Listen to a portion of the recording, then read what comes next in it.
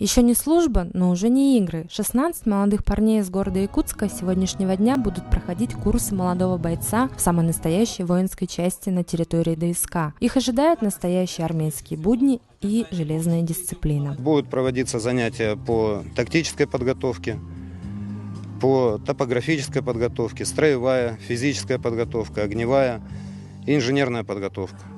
Основные дисциплины будут изучены. В течение недели молодые люди познают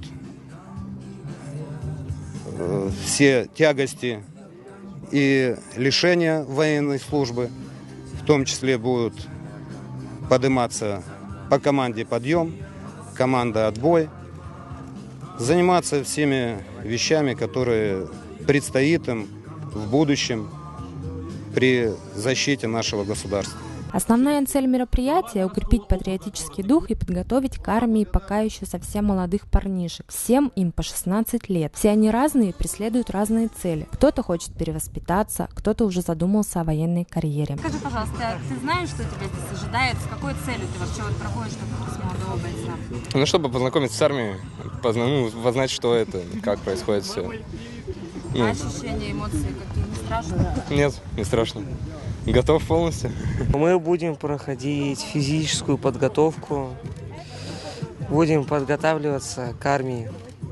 То есть это армия на неделю. Армия на неделю. А с ребятами уже успел познакомиться? Ага. Все веселые, добрые. Коллектив хороший? Да. Кормить обещают? Покормили. Уже покормили? Мы все сытые, обожрались. Идея организовать такие недельные курсы возникла у Управления молодежи и семейной политики окружной администрации города Якутска и подведомственной ей общественной организации «Город добра». Инициативу молодежи поддержал мэр города. Военно-патриотическое воспитание, военная подготовка для наших ребят, молодого поколения, оно имеет очень важное значение. Тем более сейчас мы видим, что растет уже и престиж нашей российской армии. И, конечно же, мы должны готовить новое поколение уже более готовым, в том числе и физически, морально.